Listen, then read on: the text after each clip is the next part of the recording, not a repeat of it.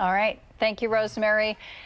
Right now, thousands of firefighters, as we've been talking about, working on the front lines of these fires burning here in California, across the country. First Responders Resiliency is a nonprofit created for first responders, such as firefighters, and it's created by first responders. The organization is dedicated to the mental and well-being of those who have served or who are serving now in the industry. First Responders Resiliency was created by Susan Farren, who worked as a paramedic for more than 30 years. She worked in West Oakland, Novato, Sonoma, and Petaluma before being diagnosed with kidney cancer. And now, 2 years since that diagnosis, she is working to help those who spend their lives helping others. Lucky enough to have Susan live with us in studio. Good morning, and thank you for coming in. Good morning. Thank you for having me. I just keep thinking about the repeated exposure. Yeah. The trauma that these paramedics, firefighters, police officers, deputies are going through, not just in a week. I mean, sometimes this happens in just one shift, multiple times that people may not know. Yeah, they may see 3 or 4 things in a shift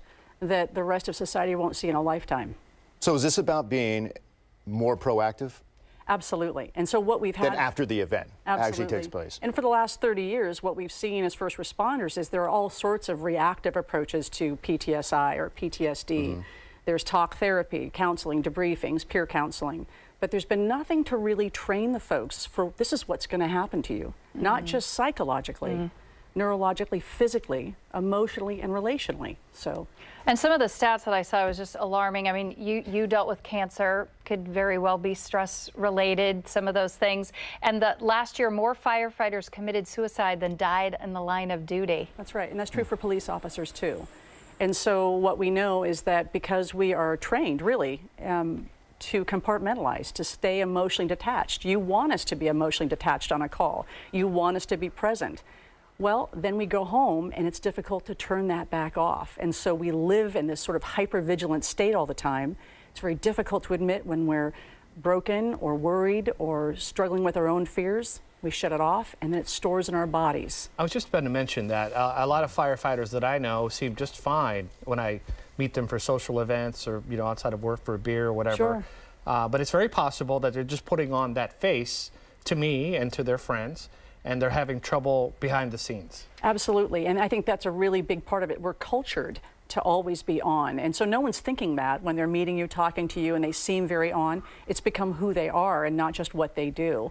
And then when they start to struggle, like for me, when I got diagnosed after my surgery, the surgeon made a comment. He said, we see a lot of this in first responders because we store those emotions. Like cancer with the organs? Yeah. Interesting. Yeah. How can we, as just members in the community, if we have friends, family who are first responders, what can we do to help? What can we do to change some of these stats? Well, as civilians, one of the things that I often tell first responders is try to steer away from conversations that always begin with the 2 most famous questions we're asked, which is, what's the worst thing you've ever seen? Which we're not going to just tell you the story from our brain. It's going to store in our bodies. We'll relive the experience.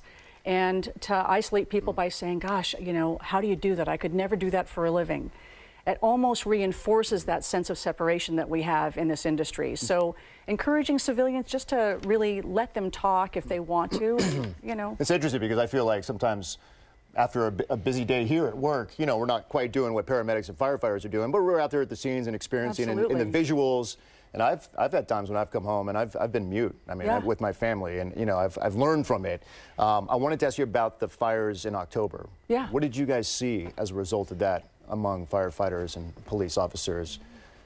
Well, I mean, everything that everyone probably anticipates what we were seeing. I wasn't working at the time. I was actually volunteering at the Vets Hall, helping out with the firefighters that were in, trying to get some Let me tailor rest. my question more specifically. Yeah. Compared to one particular incident, just maybe, you know, it's a Wednesday on a shift. Oh. And then when you have an incident like that, right, where it's just mass casualty, mass destruction, what is the difference? Or maybe there isn't a difference. No, there is a difference. And so for a lot of us, it's that we're having our own personal fear. It's not just that, like, if I respond to a call, I'm prepared to go to your emergency, but I'm still in control.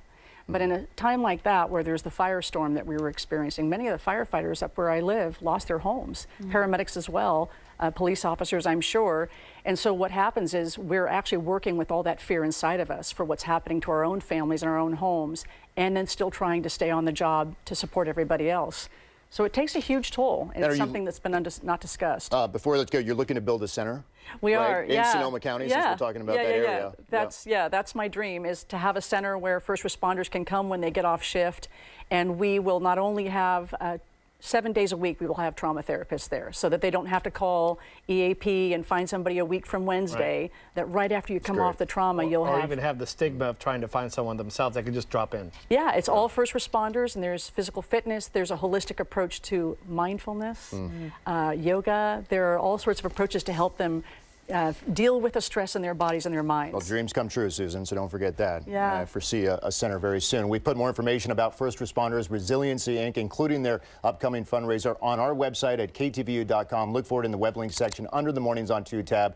You can also find it on the KTVU mobile app. Susan Farren, thank you again. Thank you so much for what you're doing for everyone.